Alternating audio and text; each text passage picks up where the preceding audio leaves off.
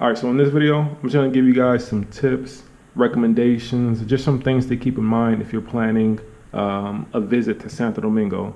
And this is more for short term. So like if you're staying maybe 5 days or less, or maybe you're landing in Santo Domingo and you're gonna spend a night or two and then head somewhere else in the country, this video is for you guys. So before you visit any country, it's best to know a little bit about their currency.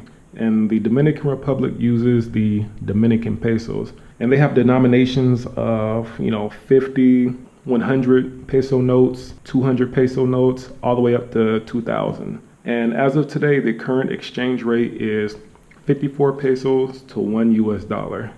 But to make math easier, it's best to round down to 50. Your calculations are going to be a little off, but that just means you're saving money. So if we do 50 pesos to $1, that means 100 pesos is $2. 500 pesos is $10. 1,000 pesos is $20, and so on. And after a while, you start to get used to it, right? So you'd be like, this costs 53 pesos. All right, this is around $1. All right, this costs 300 pesos. All right, this is around $6. So that's how the currency works here. Now, the next thing on the list is the weather. This is the Caribbean, so it's hot, tropical weather, tropical temperatures, so dress accordingly.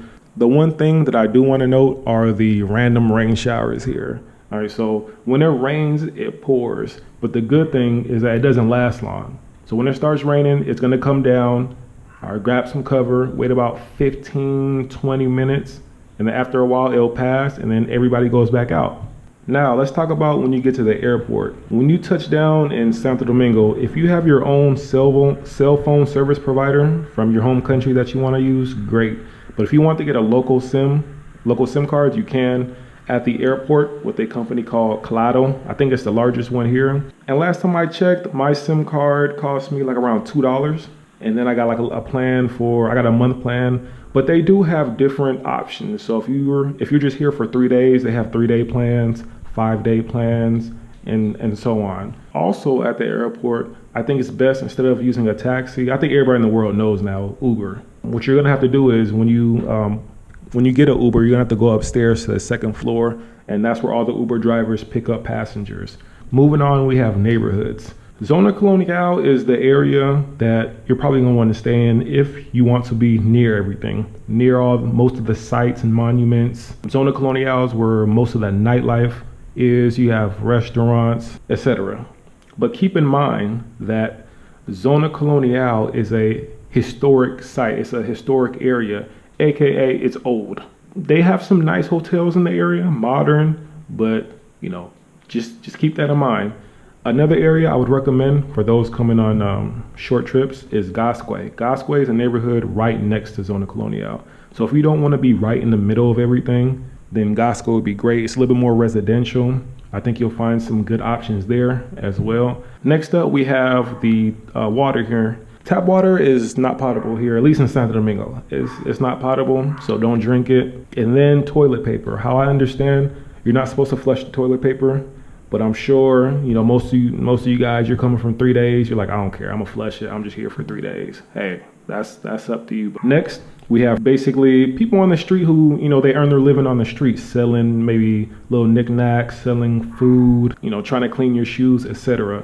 Now, I've been to Jamaica and now the Dominican Republic, and both, they were kind of similar in the sense that they were kind of more on the aggressive side. And what I mean by aggressive, I mean, some of them, it took maybe 13 no's for them to leave, and some of them, they kind of followed me. But what I do now is I do what Dominicans do. So in the beginning, I like to be polite. Somebody, if somebody tries to get my attention, my friend, hey, I would say, hey man, how's it going? And then I guess that gives them the green light to come talk and walk with me. But now, like I said, I do what the locals do. Just ignore them. All right, it feels rude, but that's pretty much the only way. They say something, I keep a straight face, and I just keep walking like a robot. I just want to make you guys aware that they can be, if you're not really used to that, they can be a little bit more on the aggressive side. And it's not all of them, all right, but just, a few of them. And last but not least, we have the food. Now, Dominican Republic, Dominican food is delicious, like magically delicious. This stuff is really good. But there are just two food items that I want to point out to you. To be honest, I only got film and pictures of these two, which is why I'm only talking about two. But besides that, you know, here are two of them, right? So the first one is called Mofongo. It's like a mashed plantain dish with whatever, like if you want seafood in it, chicken, etc. It's delicious. It comes with like this little soup thing on the side, and you can add whatever if you want, avocado, rice, whatever. It's delicious. And the second one is sancocho. All right, if you traveled around Latin America, you probably already know about this dish. It's just it's a soup with a ton of stuff like yuca. Man, it has a ton of stuff inside. All right, you can add whatever side dishes you want. Those are two that I think, there are more, but those are two I think you shouldn't leave the country without trying if you're adventurous like that. Very delicious. But with that being said, these are the tips, recommendations I wanted to share with you guys. There'll be more as I learn this country more. But with that being said, I'm gonna go ahead and end it right here. Hope the video has helped somebody, and I'll catch you guys in the next one. Deuces.